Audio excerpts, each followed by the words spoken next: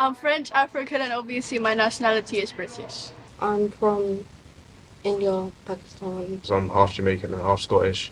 My dad's Moroccan, my mom's Pakistani. I'm from Nigeria.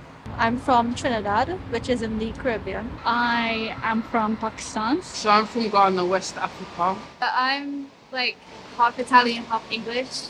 I would probably describe my nationalities as vast and beautiful in their own way. I'm also like grateful, like the color I am, like being black, and like all like the heritage that comes with it, and like the rights and like the people that have paved the way for me. Yeah, my family's pretty diverse. I've got everywhere from like Europe to Asia, Caribbean, Africa. We have a lot of like different things compared to like the British culture. So lots of different things in terms of food, in terms of like religion and stuff like that.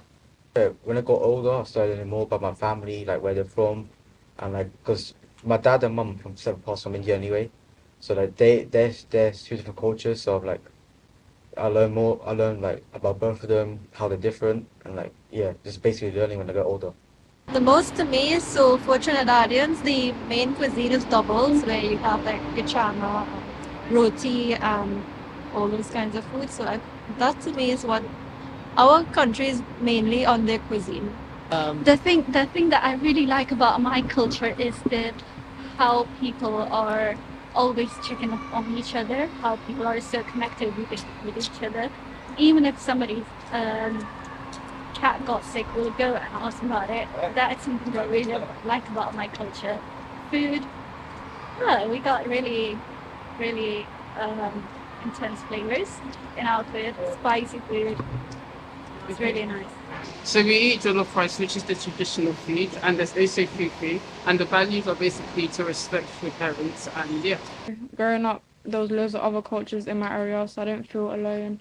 But because obviously my parents did involve me in cultural practices like the food, music, weddings, etc., I did know I was multicultural. We tend to celebrate most of the Polish religious holidays as a family, which obviously not all of them happen in the UK, so that's how we differ. I really like the foods from Italy, because obviously it's great. But then I like the English experience of like going to school and everything. I find is fun. Growing up, as I just said, I never met my granddad, and to find out that he was actually white was amazing to me, because I thought, well, I'm that 1% now. I think having mixed heritage means that I can draw from the different countries and places that I'm from, and I feel like that helps. I think more understanding of different people and what kind of things that they might do for you to be more inclusive of other people's cultures. It would help you to have more than one culture in order to understand. I always knew from the get-go that I wasn't going to be like always fitted in, and with history, with as being a like someone associated with color, so just like that, I knew I was always going to be like a part of a different background and culture. Where I come from, respect is very key. So you're brought up to respect your elders. Even the way you greet is a form of respect. So I like our values, and also I love the food. We usually do like events where like all my family come together from like my mom's side. Yeah, and there's like different foods and music that we celebrate too.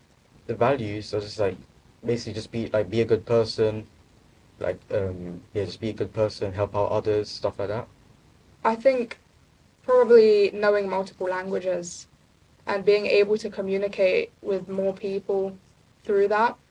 I feel like it actually gives me insight into two completely different areas, so it makes me more mindful about what other people are going through, and like also it just makes me more culturally versed, so I know more about different places in the world. It takes time. Like just trust the process. That's all I can say. Trust the process. You're in the right direction. Everything happens for a reason. But to my younger self, I would say that you could be from two different complete different places, but that doesn't mean you have to conform to one or both. You can still be your own self. I said, don't let anyone tell you where you're from doesn't matter. I'd say if you're trying to find yourself, you can trace back your footsteps back to where your parents come from. You could take some time away, try to figure out how people are where you come from, and I think that would give you like a sense of idea on what your identity is. Socialize more, learn about others, and like, just like be curious.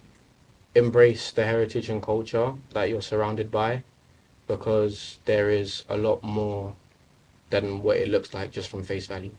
It always just brings you to like makes you you. So just love yourself. It's not like you have one identity. It's kind of just how you are, how you live. Like that is your culture. That is your identity. It's never too late to explore your culture. Just be yourself and don't let anyone tell you otherwise.